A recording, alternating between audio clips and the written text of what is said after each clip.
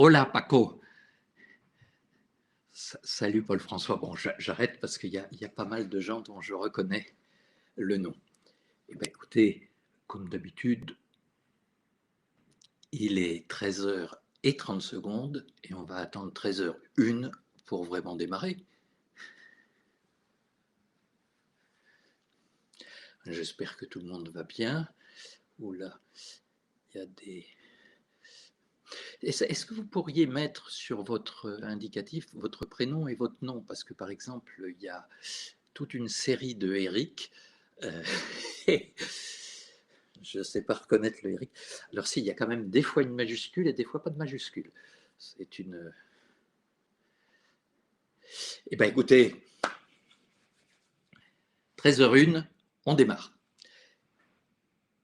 Et pour cette session, j'ai essayé de représenter, de faire une image de l'environnement de l'entreprise qui est, c'est le moins qu'on puisse dire, assez contraint actuellement entre les fournisseurs, que ce soit de matières premières, de pièces, qui cherchent à passer des augmentations et qui les passent, les clients qui refusent les augmentations, l'énergie dont je ne dirais pas un mot, mais dont vous avez entendu parler pas mal, et tout ça nécessite des adaptations techniques parce que la matière n'est pas tout à fait ce qu'on voudrait, ceci, cela, et puis du planning qui est bouleversé en permanence, avec comme difficultés sont complémentaires le management connecté, enfin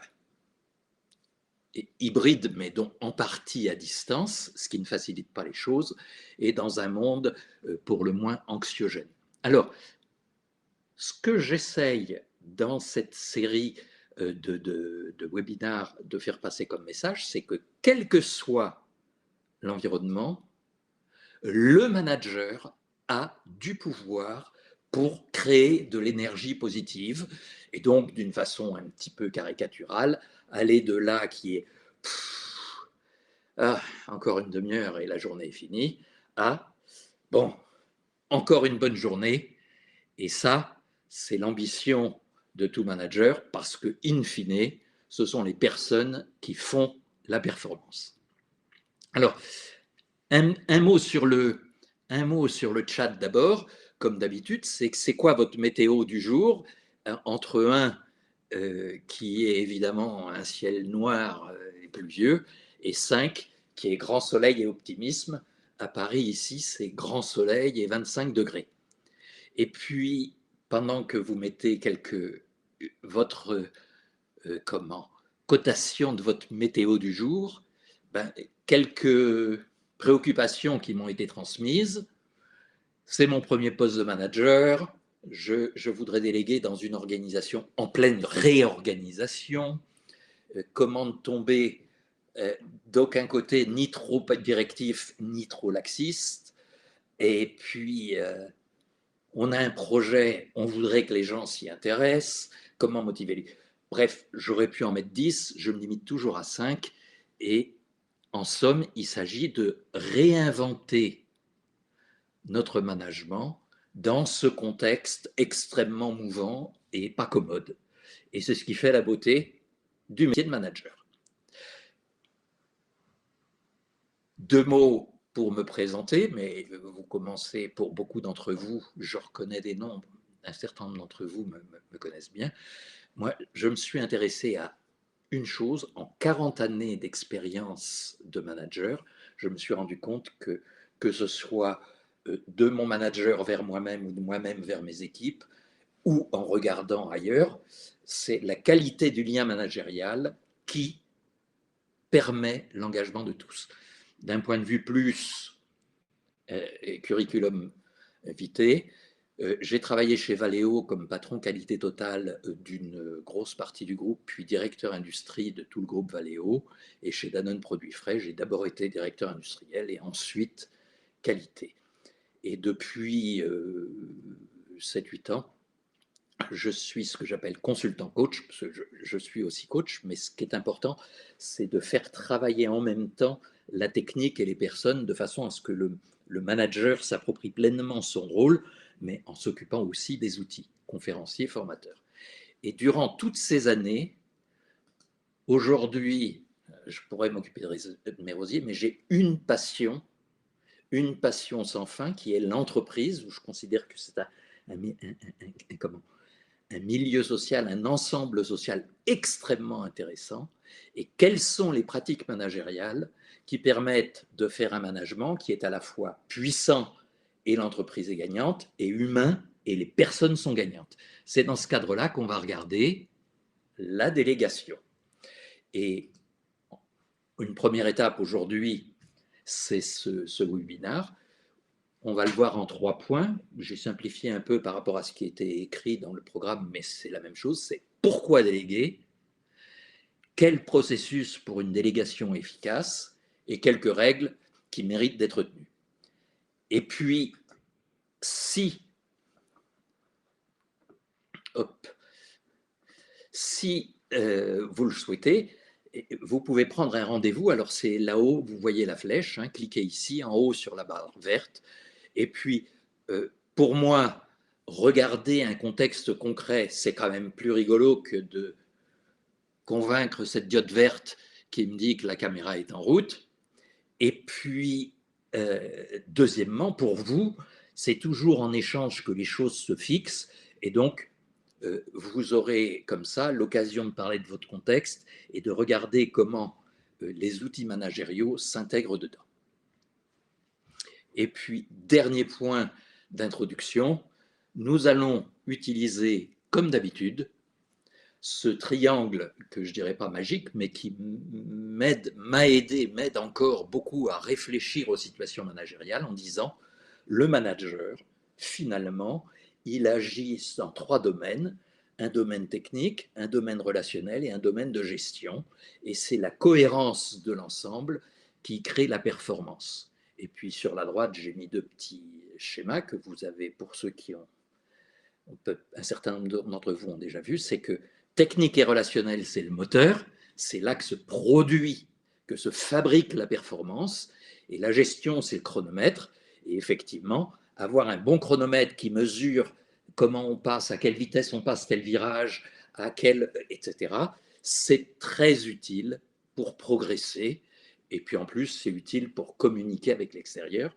Mais pour le manager opérationnel, la gestion, c'est ce qui permet de regarder avec des chiffres l'ensemble et d'orienter ses actions, tant du point de vue technique que du point de vue relationnel.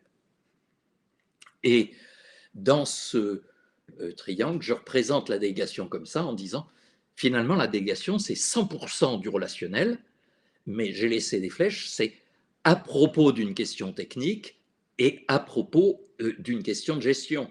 S'il y a n'importe quelle mission que je confie, que je délègue, il y a un contenu technique et il y a une mesure de performance. Alors, outil de confiance ou de méfiance, c'est un peu noir-blanc parce que c'est plus commode, mais on va voir en cours de route en quoi on peut basculer d'un côté ou de l'autre. Eh bien, c'est parti, il faut bosser maintenant. Et c'est vous qui allez bosser. Pourquoi déléguer? Est-ce que vous pourriez mettre dans le chat, où je vois que j'ai beaucoup de 5, 1, 4 et quelques 3, eh bien, écoutez, c'est super, ça signifie qu'on est tous dans un état de relatif ou absolu d'optimisme. Et mettez 1 ou 2 mots-clés qui sont pour vous, pourquoi déléguer?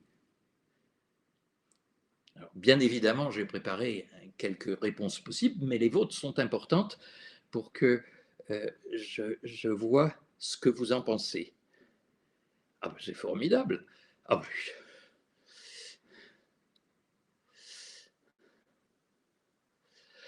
aïe, aïe, aïe, c'est magnifique.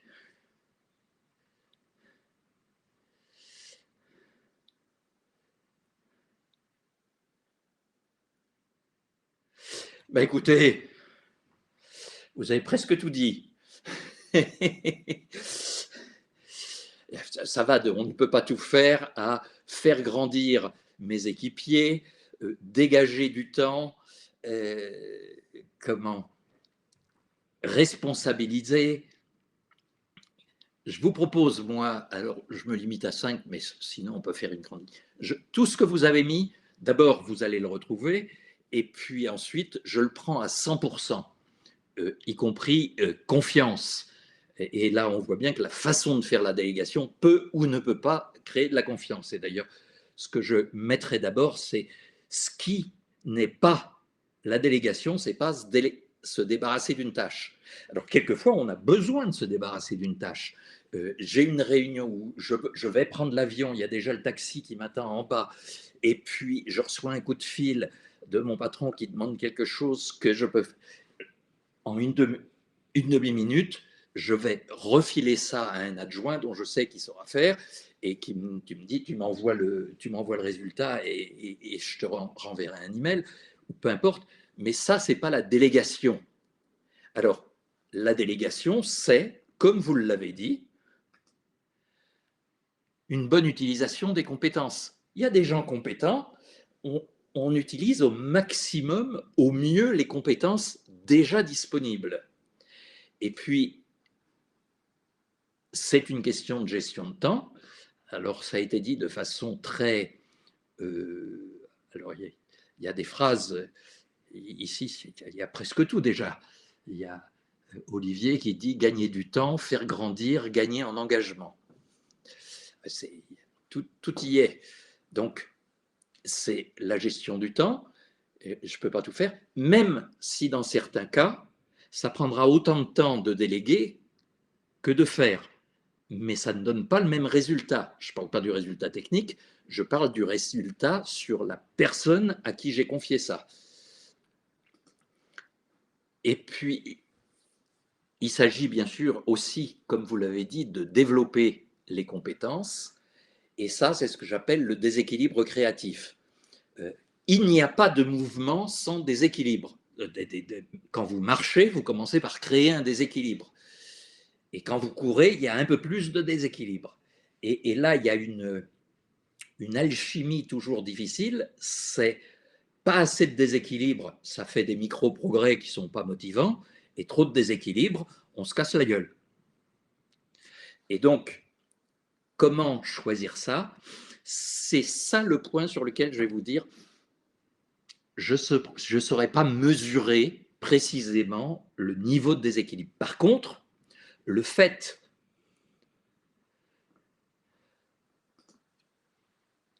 de donner de l'autonomie, on va revenir sur les déséquilibres créatifs, je crée de l'autonomie. Plus je donne des espaces créatifs, plus chacun sent que ce qu'il y a avant, c'est devenu un espace de liberté. Et cet espace de liberté permet ce que j'appelle les initiatives convergentes. Je vous montrerai une jolie photo pour montrer les initiatives convergentes. Enfin, et c'est là qu'il y a le lien avec les 4 points précédents, c'est prendre du recul. C'est-à-dire que la délégation est un moyen de mieux connaître les compétences, les motivations, les attitudes, les difficultés des personnes de son équipe, et donc de personnaliser son management au lieu d'en faire un truc standard où tout le monde one size fits all. Et tout ça, j'ai mis 3 petits points pour dire on peut toujours trouver, etc. C'est évidemment l'intérêt managérial, toujours puissant et humain, c'est-à-dire obtenir des résultats techniques et construire et faire monter l'engagement des personnes. Alors la petite photo dont je vous parlais, c'est celle-ci.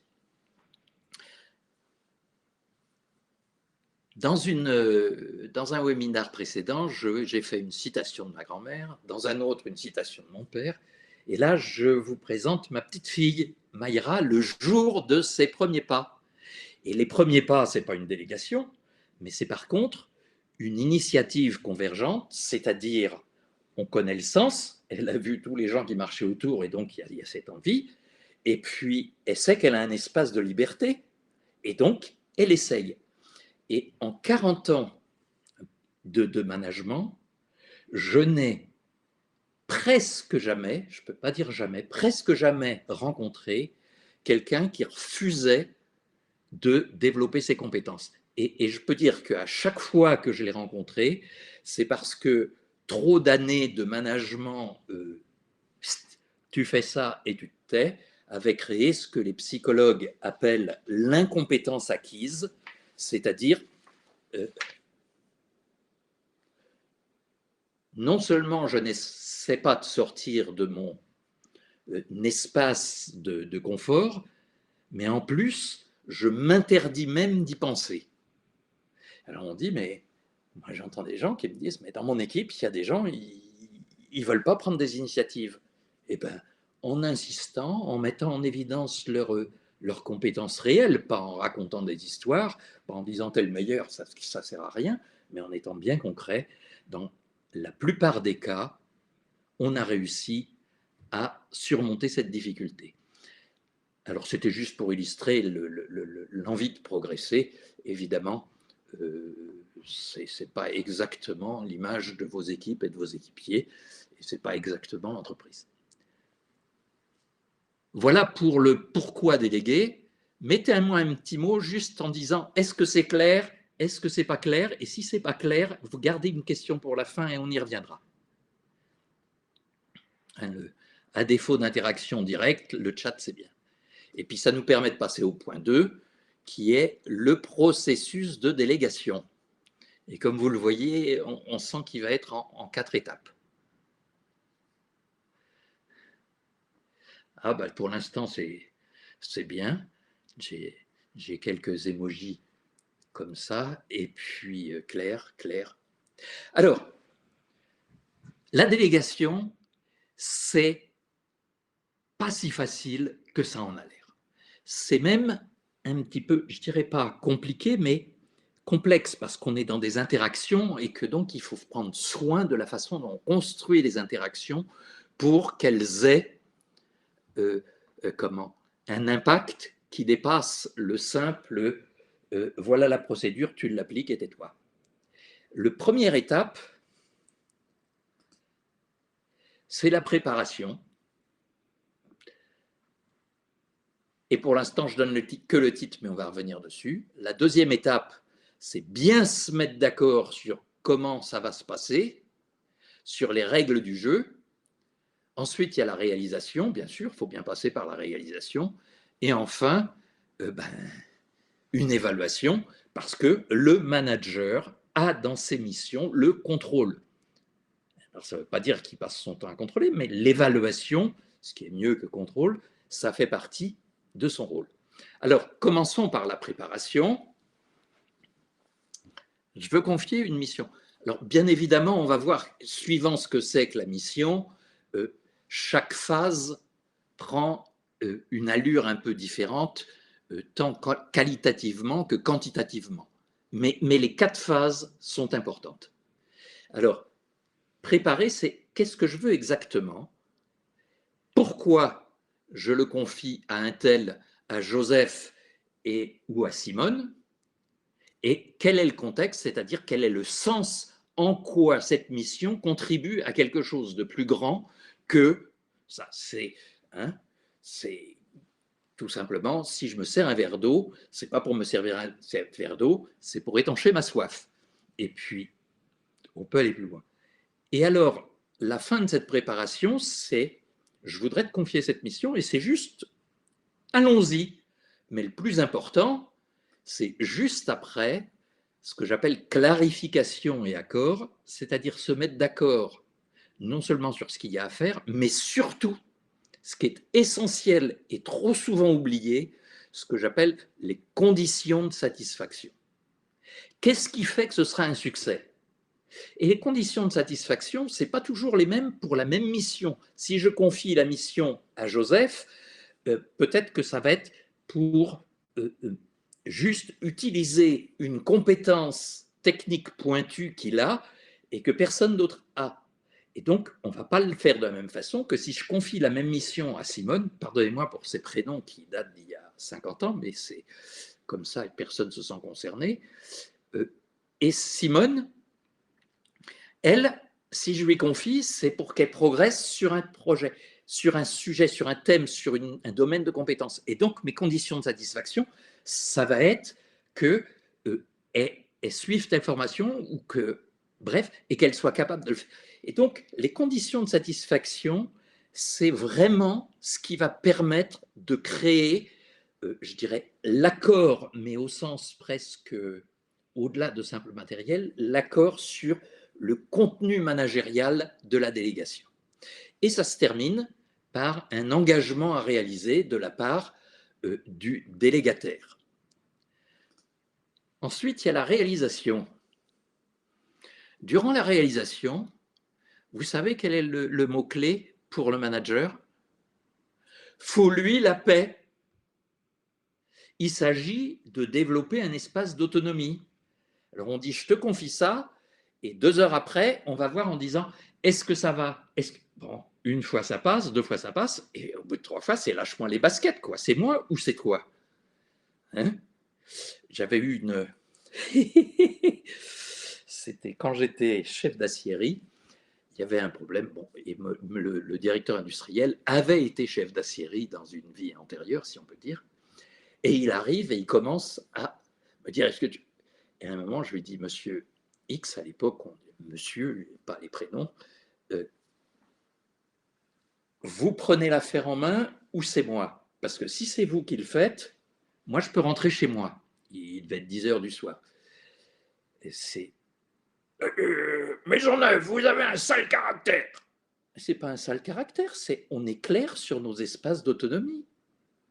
Et si tu dis, et il m'aurait dit, pareil, c'était pas le cas, mais tu n'as ce rôle que depuis 3 semaines, il y a un tas de choses derrière, j'ai déjà vécu ça, si tu veux bien, cette fois-ci, je m'occupe de ce problème, qui est un gros problème technique.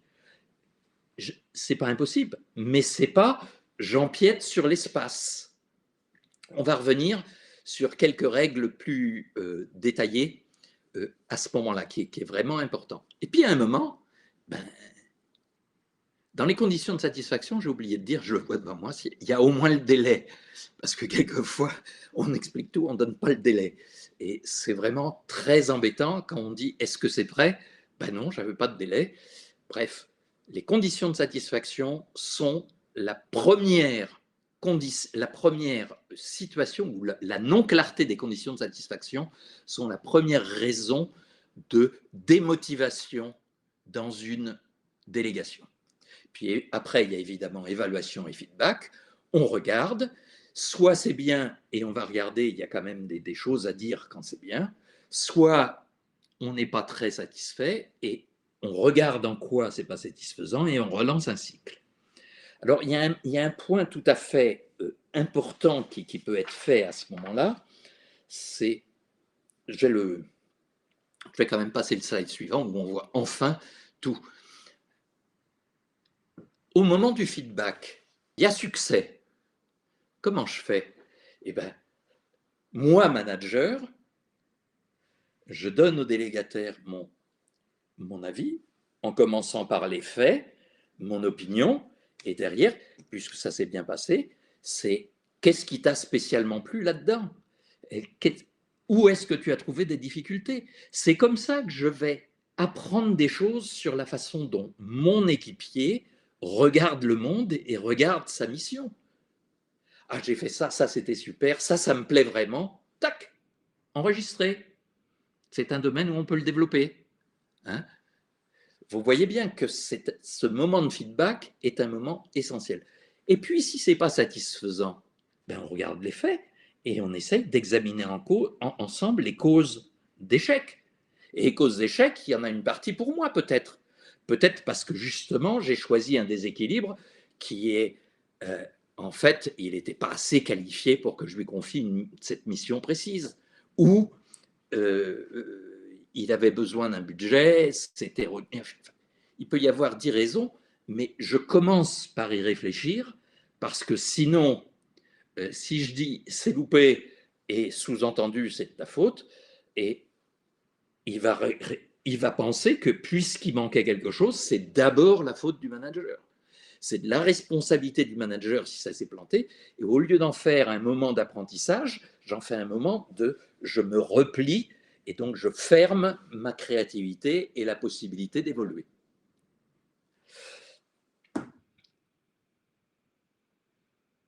Alors, oui, oui. Ça reprend juste le fait que l'engagement, c'est un objectif commun, un espace de liberté qui a du sens, comme je le racontais à propos de ma petite fille. Allez, on va passer au point 3, parce qu'il est déjà 25, et donc, encore une fois, est-ce que ce point 2 sur la technique de la délégation est clair? Un petit mot sur le chat. Ah, ça fait du bien, je vous dis, quand on est... Oh, il y en a un qui est vraiment sympa, qui me dit top. Ah, ça c'est vrai, la théorie est claire, alors il faut regarder maintenant dans la pratique, qu'est-ce qu'il y a comme règles qui s'ajoutent. Puis de toute façon, on ne comprend les choses que quand on les pratique, c'est en pratiquant et en se posant les questions, en observant les réactions des uns et des autres, que vraiment cette logique qui est jolie sur un slide devient une façon de penser la délégation.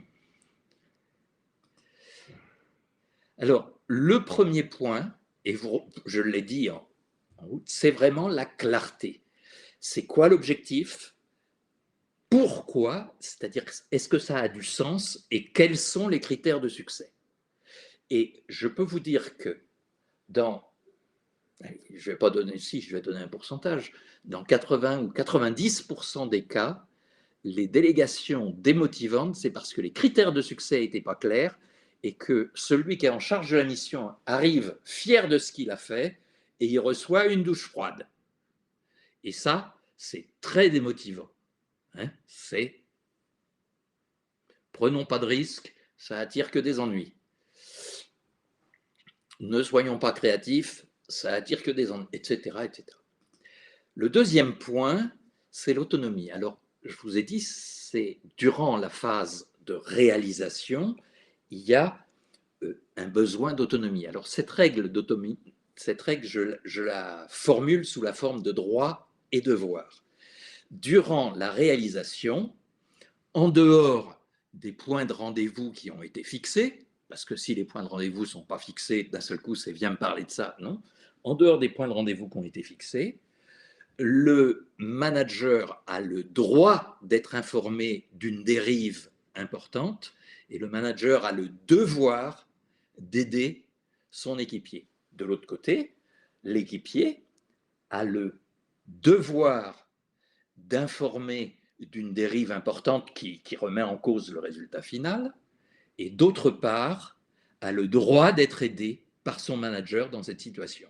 Et ce croisement des droits et devoirs, s'il est pratiqué, ça ouvre, ça donne un confort à l'espace de liberté, confort enfin, relatif, mais alors que sinon, le moindre emmerdement, c'est ah, et des tas de points d'accord. Cette règle est essentielle. Enfin, une valeur culturelle, c'est progresser peut être aussi important que réussir. Donc, si je veux que la mission réussisse absolument, j'ai un délai, je n'ai pas, je la confie à Joseph qui est expert pointu de ce sujet et qui va avancer. Si j'ai un petit peu de temps, le déséquilibre n'est pas trop grand, si, bref, c'est l'occasion de faire progresser Simone. Et faire progresser Simone, c'est aussi important que d'assurer le résultat sans se poser de questions avec Joseph. Et ça, cette notion, c'est une notion managériale que je pense avoir essayé de pratiquer et qui est pour moi essentielle comme valeur presque morale. Et puis, on a parlé en cas de succès, faire évoquer ce qui est, comment ça, le succès est venu, donc de renforcer la compétence acquise. En cas d'échec, de bien déterminer ce qui est la cause d'échec de façon à ce que ça ne se reproduise pas et éventuellement relancer un cycle de délégation. C'est ce que j'appelle un feedback apprenant. Le feedback, son son propos numéro un, c'est de faire progresser. Et quel que soit le niveau de réussite, il y a moyen de l'utiliser pour faire progresser. Et donc, j'ajoute juste l'exemple mais c'est pour eux, de ce que j'appelle la délégation réflexion, qui est la délégation, une forme de miroir, qui commence par essayer. Alors, je vous donne un exemple. Je reçois un coup de fil d'un de mes équipiers qui était donc, directeur d'une fonction et qui me dit vers 10 heures du matin, il y a ça qui se passe, qu'est-ce que je dois faire? Et ben, je lui dis, qu'est-ce que tu en penses? Justement, eh ben, écoute, je vais être pris là, je te rappelle à 16 heures et on en reparle. Et là, on est bien dans ce déséquilibre créatif, c'est-à-dire, j'étais dans une zone où je me disais, bon, là, ça y est, maintenant, ce genre de choses, il doit les prendre en charge lui-même. C'est donc pas une vraie délégation, mais je le cite parce que c'est vraiment lié à cette notion de déséquilibre créatif. À 16 heures, on se rappelle, il avait des idées et du coup, on est devenu, non pas, c'est jamais exactement à parité, mais un peu comme à parité, deux collègues qui cherchent la meilleure solution, mais à partir d'idées déjà construites. Ben ça, c'est la même logique derrière, même si ce n'est pas une vraie délégation. Alors j'appelle ça la délégation réflexion, pour faire un jeu de mots avec le miroir. Et puis, dernier point, vous avez bien entendu, bien vu qu'il y a quelqu'un qui a d'ailleurs écrit La théorie est claire, c'est-à-dire la technique, on l'a vu, le relationnel, c'est ici, et puis la gestion, je vous laisse imaginer si vous voulez dire, tiens, avec, je veux dire, Benjamin, il est arrivé, il est jeune, je note à chaque fois que je lui donne une mission un peu plus élevée, je peux aussi mesurer les résultats obtenus, le nombre de délégations réussies, bref, chacun, à quoi ça sert vraiment, et je décide de ma façon de gérer l'affaire. C'est-à-dire, par exemple, le pourcentage de délégations où je peux dire, là, j'ai fait progresser vraiment quelqu'un. Ça peut être intéressant. Ça ne peut pas être tous les jours. Il y a des fois où on est pressé. Je confie la mission à Joseph, qui est un expert pointu et dont je sais que le résultat va être impeccable et en moins de 48 heures. Et donc, voilà. Et bien là encore, bon, on le verra à la fin, mais on est arrivé presque au bout. C'est toujours positif, jamais naïf. C'est-à-dire que ça marche une fois, quelquefois c'est un peu plus difficile. Moi-même, je suis pas un jour, je suis pas de très bonne humeur, je fais ma délégation un petit peu moins bien qu'un autre jour.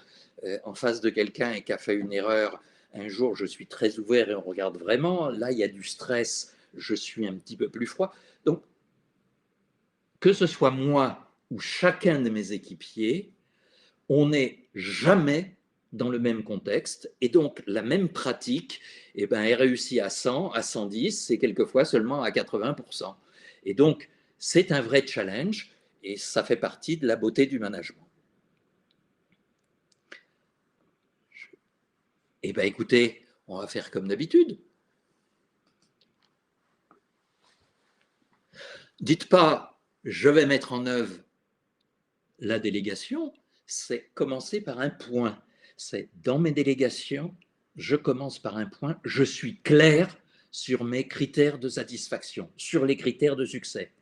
Ou au contraire, je ne lâche la main que lorsque mon délégataire m'a dit « Ok, j'accepte cette délégation de façon formelle ». Ou bien, c'est vrai qu'à la fin, j'ai tendance à regarder le résultat, s'il est bon, on dit « Bon, on passe à autre chose », je m'arrête et on analyse le résultat avec le délégataire. Et vous voyez le lien avec ce qu'on a vu dans les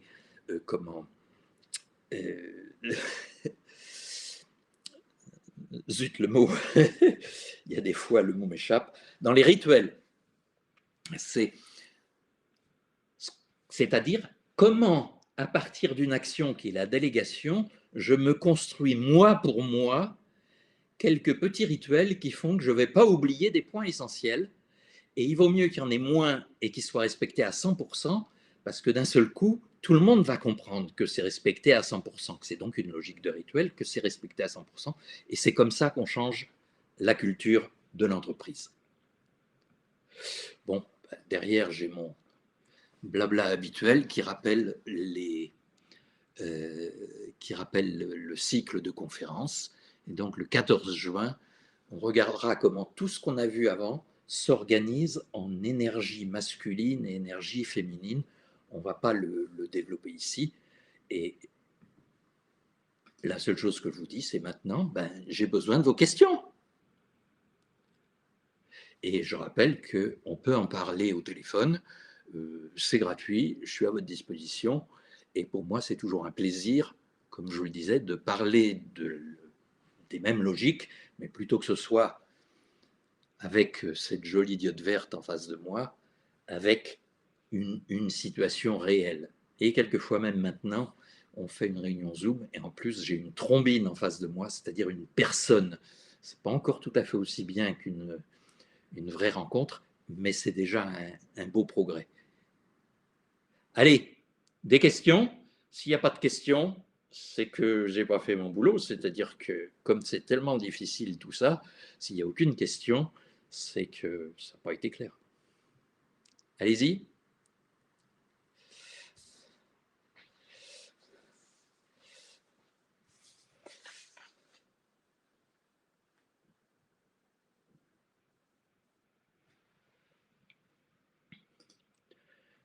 Je vais quand même mettre mon bouquin à l'écran.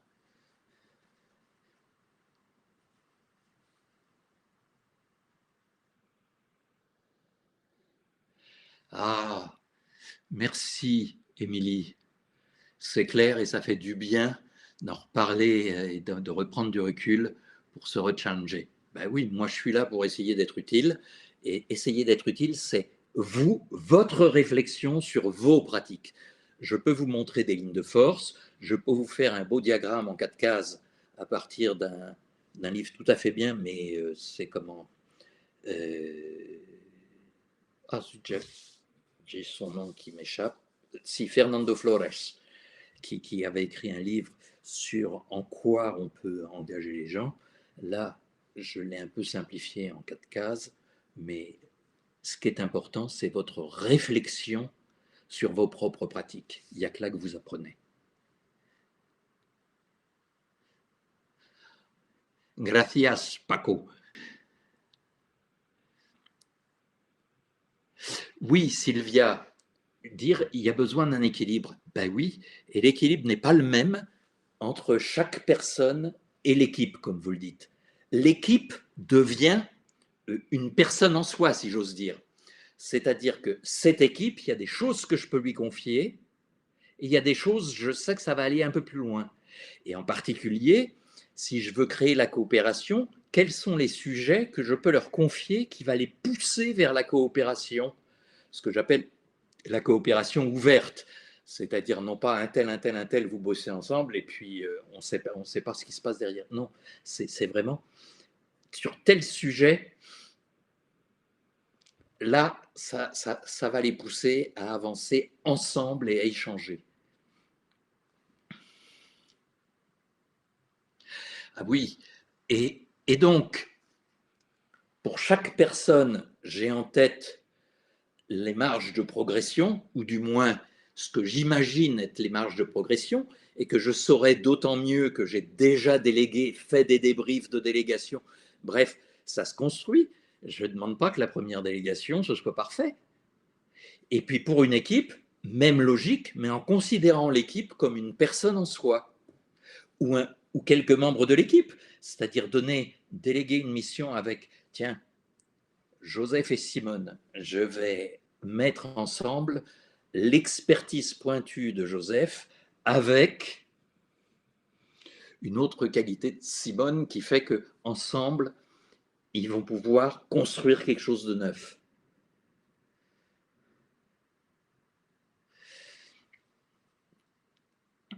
Et dans l'équilibre dont l'un de vous demandait au début en disant comment ne pas être ni trop directif, ni trop laxiste. Ben, il y a deux réponses à ça. Il y a d'une part l'espace de liberté et d'autre part la qualité du brief et du débrief. La qualité du brief et du débrief, eh ben, c'est ce qui fait qu'un espace de liberté où j'étais un petit peu trop du côté laxiste en disant tu vas pouvoir faire ça alors que c'était pas sûr, si le débrief est vraiment constructif, ça rattrape 100 fois la petite maladresse où je lui ai demandé d'aller un peu trop loin.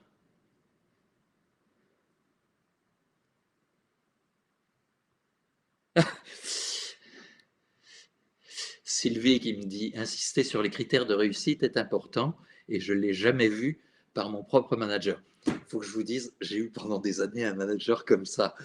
Et ben, il faut aussi manager son manager en disant oui, mais qu'est-ce que tu veux exactement? Bon. Hein, et puis, après, je ne vais pas vous dire comment faire dans le contexte précis de telle ou telle situation, mais justement, c'est là que réfléchir, moi, ce que je prends, c'est juste de dire, quand mon patron me donne une mission, j'insiste sur les critères de satisfaction. Et j'ai bien compris ce que tu demandes, il y a quand même quelques critères que j'aimerais qu'on précise. Qu'est-ce que tu as comme délai? Il faut que ce soit pour demain matin 8 heures. Ah non, là, c'est vraiment pas possible. Et ça évite de se fâcher le lendemain matin. Quand je dis demain matin 8 heures. Et puis, OK, c'est quoi tu le veux sous forme d'un texte ou sous forme d'un slide? Par exemple, dans une, je dirais pas, si c'est une société avec laquelle je travaille, on doit présenter des choses. On s'est mis d'accord, on simplifie, on enlève des choses, mais c'est un slide. Hein, un slide, très bien. Donc, c'est pas raconter une histoire, c'est juste mettre quelques critères clés. Et tout ça, alors je m'adresse à Sylvie, mais à tous, ça peut être, moi, ce que je décide de faire systématiquement, c'est d'être clair sur les critères de satisfaction que me donne mon chef. Et je vous assure que ça vous aidera à penser à le faire pour vos adjoints. Puis, pas déléguer toujours au même, ben, il y a toujours cet aspect, c'est ce que je disais, c'est toujours plus simple de déléguer. Quand il y a ce genre de problème, de questions, je lègue à Joseph parce qu'il est expert et je sais que sous 48 heures, j'ai un résultat de bonne qualité et je ne me pose pas de questions. Ça s'appelle, comment je dirais, utiliser, mais au sens exploiter les compétences, alors que ces compétences, je peux les utiliser une partie du temps. Et comment je fais en sorte pour faire grandir l'équipe à partir de cette compétence? Ah, et dire, votre manager est avec un manager qui veut bien vous écouter. Ah oui, oui, oui. Ben, c'est pour ça que je dis, je ne donne pas de réponse absolue. Je suis prudent. Effectivement, c'est plus ou moins facile de rentrer. Mais si vous pensez que votre objectif, c'est de le pousser toujours à des critères clairs, au début, ça va être un peu difficile, ça va faire mal parce qu'on lui pose une question. Mais enfin, t'es pas idiot, t'es pas idiote, puisque c'est Sylvie. Mais j'insiste, mais où est l'espace, le petit espace de liberté dans lequel je vais pouvoir engager le coin pour avancer dans ce sens? Et ça, il y en a toujours un, je vais le dire comme ça, mais je ne sais pas dire où encore. OK? Eh ben, je crois que j'ai à peu près répondu. Il y a aussi quelques commentaires très sympas. Merci. Ah, et puis, est-ce qu'on est transparent, Christophe? Oui, on peut être transparent avec le délégataire, c'est-à-dire éventuellement même lui montrer mon crowbar, vous fait à votre sauce si vous voulez le refaire, en disant écoute, ça c'est un point sur lequel je voudrais qu'on avance de part et d'autre, parce que le délégataire, c'est que on soit sur ces règles du jeu, et donc allons-y et voyons comment ça marche. Alors là encore, pas toujours avec le même, pas forcément avec celui qui est toujours béni oui oui, ni forcément avec celui qui est jamais satisfait. Et c'est comment je crée les conditions pour que ensemble on fasse un pas. Et si c'est moi tout seul qui commence par le faire, je le fais tout seul. OK? Eh bien écoutez, il est 13h45. Il va falloir que je vous quitte. Allez, soyez gentil, mettez-moi un petit mot. Et quand c'est un peu plus détaillé que merci, moi c'est sympa parce que ça me permet de structurer les choses. C'est mon propre progrès, vous comprenez? Ciao. Alors.